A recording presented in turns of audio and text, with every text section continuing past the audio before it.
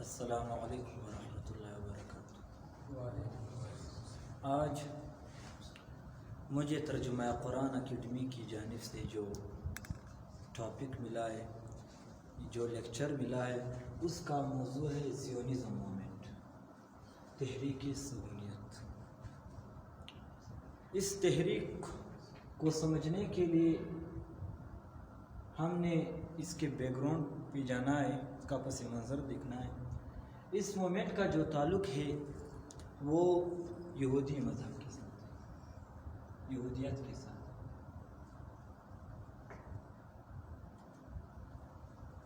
تو اس کی سب سے پہلے ہم کچھ نہ کچھ یہودیت کو سمجھیں گے، اور پھر یہ مومنٹ کس طرح شروع ہوئی، اس کے جو مراحل تھے اس کو بھی انشاءاللہ ہم آج پڑھیں گے۔ یہودیت کے بارے میں مؤرخین لکھتے ہیں کہ اس کی ابتدا حضرت ابراہیم علیہ السلام سے ہوئی، پھر اس کے بعد حضرت ابراہیم علیہ السلام کے دو بیٹے تھے، جس میں سے پہلے بیٹے کا نام اسماعیل علیہ السلام تھا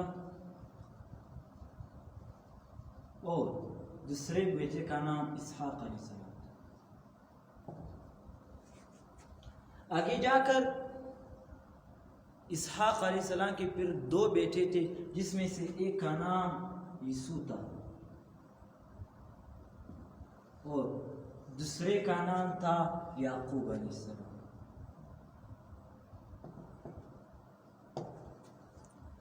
دوسرے کا نام یعقوب علیہ السلام تھا، اور پھر اس کے بعد یعقوب علیہ السلام کے کل 12 بیٹے تھے، کل 12 بیٹے تھے، جس میں سے پہلے بیٹے کا نام یہودا تھا اور دوسرے کا نام بنیامین تھا، اور یعقوب علیہ السلام کا جو اصل نام تھا وہ حضرت اسرائیل علیہ السلام تھا، اسرائیل، اور اسی نام کی وجہ سے اس کی جو نسل تھی وہ مشہور ہوئی تھی۔ اسرائیل کے معنی ہے اللہ کا بندہ۔ تو یہ یہودیت مذہب جس سے نکلا ہے وہ یہودا سے۔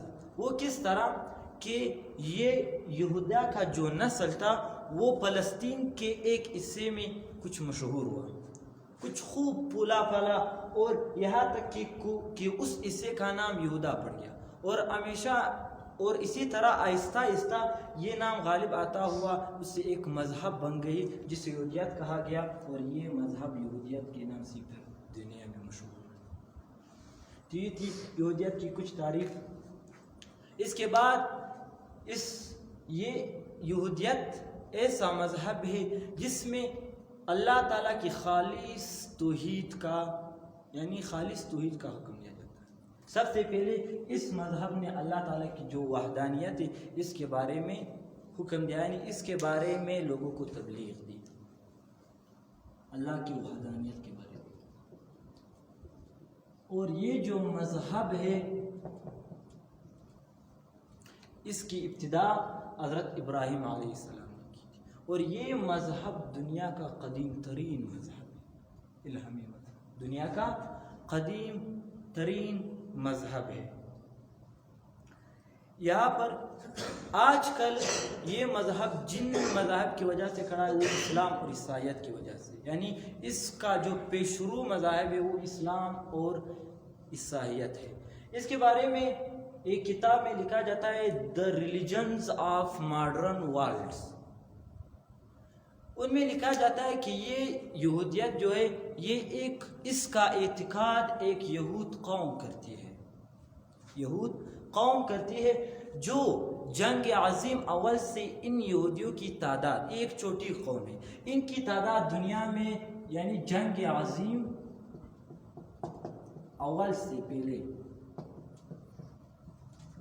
ان یہودیوں کی تعداد دنیا میں 1 کروڑ 60 لاکھ تھی، 60 لاکھ، اور جنگ عظیم اول سے پہلے اس کی تعداد کیا تھی؟ 1 کروڑ 60 لاکھ، مگر جنگ عظیم کے بعد اس کی تعداد بن گئی 1 کروڑ 10 لاکھ، 1 کروڑ 10 لاکھ۔ وجہ کیا تھی؟ اس کا وجہ بہت سی وجوہات ہیں، جس میں سے ایک قوم ایسا جو اسے یعنی اس کی بےخکنی کرنا چاہتا تھا، ایک ایسا شخص تھا.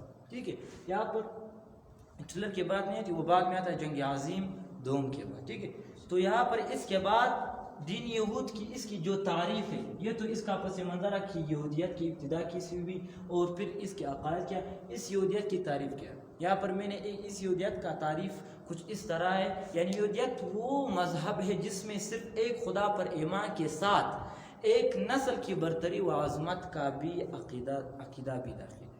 یعنی اللہ تعالیٰ کی وحدانیت کے ساتھ ان کا یہ عقیدہ ہے اس مطلب کہ اللہ تعالیٰ کو ایک ماننا، یعنی وحدانیت کی وہ تبلیغ کرتی ہے، اور اسی کے ساتھ ایک نسل کی برتری. ایک نسل کی برتری پھر کیا ہے؟ وہ یہ کہتے ہیں کہ بنی اسرائیل جو کہ ایک نسل ہے، اس کا دوسرے دنیا کی میں جتنے بھی قومیں آباد ہے، ان بنی اسرائیل کو یعنی ان یہودی کو ان پر برتری حاصل ہے. یہ ان کا عقیدہ ہے. پھر اس کے بعد اس کے جو عقائد آتے ہیں، اس میں سے پھر دو چیزیں آتی ہیں. ایک آتے ہیں تحریری عقائد.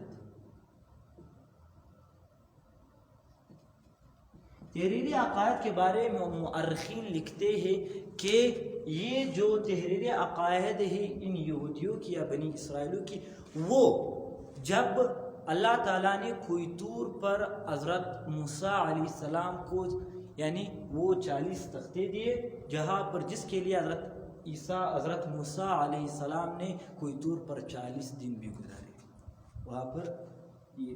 اور ایک کہتے ہیں یعنی زبانی عقائد.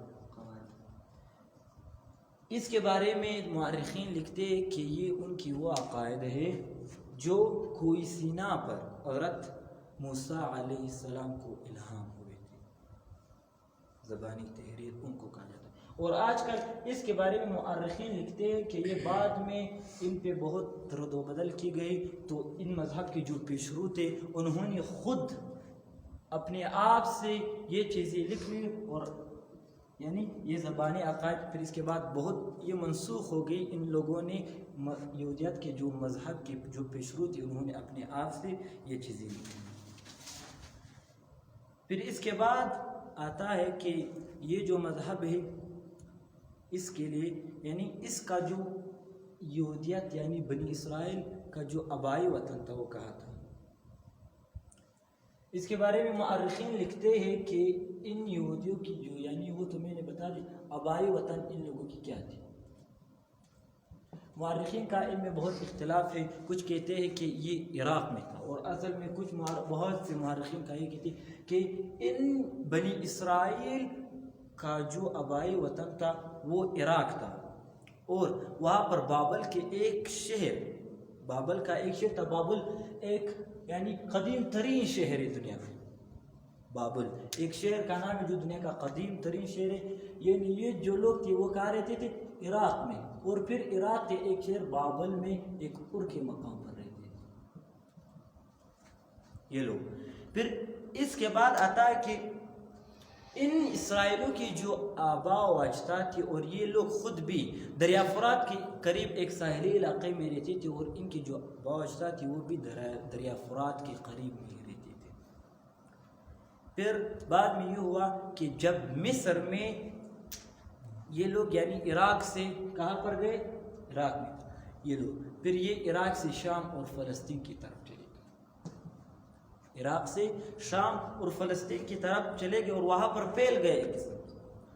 اور وہاں پر یعنی یہ جو عراق یعنی جو شام اور فلسطین ہے، یہاں پر مورخین لکھتے ہیں کہ ابراہیم علیہ السلام بھی آئے تھے، اور یوسف علیہ السلام کے زمانے میں ان اسرائیلوں کو یعنی یہ جو اسرائیل تھے جو عراق سے شام اور فلسطین کی طرف گئے تھے، ان کو وہاں پر کیا مل گئی؟ آباد ہو گئے. اور وقت کے ساتھ انہوں نے وہاں پر اپنے جو کاروبار تھا وہ مشغلہ بھی چینج کیا. کہاں پر؟ مصر میں. جب حضرت یوسف علیہ السلام کو وہاں پر یعنی وہاں پر وہ ایک بادشاہ کی حیثیت سے وہاں پر مقیم تھا، تو یہ جو عراق سے جو بنی اسرائیل شام اور فلسطین کی طرف گئے تھے اور وہاں پر آباد ہو گئے، تو انہوں نے اپنا پیشہ بھی چینج کر لیا. کیا کر لیا؟ پہلا ان کا جو مشغلہ تھا وہ گلہ بانی تھا، پھر بعد میں انہوں نے اس کو زراعت میں بدل کر دیا. ٹھیک ہے. تو اس سے جب وہاں پر یہ آباد ہوئے تو ان کا یعنی وہاں پر یہ خوب پلے پھولے. پھر یہاں سے ان کی کیا ہوئی, بادشاہ سے ان کی غلامی کا سفر شروع ہو گیا. غلامی کا سفر کچھ اس طرح تھا کہ جب 16ویں صدی کے وسط میں عیان کا جو حکومت تھا وہ اسرائیلیوں کے ساتھ تھا. پھر مصریوں نے انہیں آزادی حاصل کر لی. آزادی کا سفر کچھ یوں تھا کہ موسیٰ علیہ السلام جب وفات, یعنی موسیٰ علیہ السلام نے ان لوگوں کو نجات دلایا یہودیوں. پھر اس کے بعد یہ جو یہودی تھے انہوں نے یعنی فلسطین میں یہ کامیاب ہو گئے فلسطین کو حاصل کرنے کے لیے. پھر یہاں پر انہوں نے 3 حکومتیں, ایک صالح علیہ السلام نے یہاں پر حکومت کی, پھر اس کے بعد داؤد علیہ السلام نے, اور پھر یہاں پر سلیمان علیہ السلام نے. کہاں پر؟ فلسطین میں ان لوگوں نے حکومت کی. اور پھر سلیمان علیہ السلام کی حکومت میں یہاں پر انہوں نے جو ان کا جو ایک مشہور شہر ہے یروشلم میں ہیکل اسلامی بھی حضرت سلیمان علیہ السلام نے اس دور میں تعمیر کر لیا. اور پھر جب حضرت سلیمان علیہ السلام وفات پا گئے تو ان کی جو حکومت تھی وہ بہت وقت تک برقرار نہ رہ سکی. ان لوگوں میں اختلاف پیدا ہو گئے تو یہ 2 حصوں میں تقسیم ہو گئی, جن میں سے ایک حصے کا جو شمالی سلطنت یعنی فلسطین کے اندر ایک شمالی سلطنت بن گیا جن کا نام سماویہ تھا, اور دوسرے حصے کا جو بن گیا وہ یروشلم بن گیا جن کا نام یہودا تھا. تو یہ تھا میرا لیکچر. وآخر دعوانا الحمدللہ رب العالمین. انشاءاللہ اگلے لیکچر میں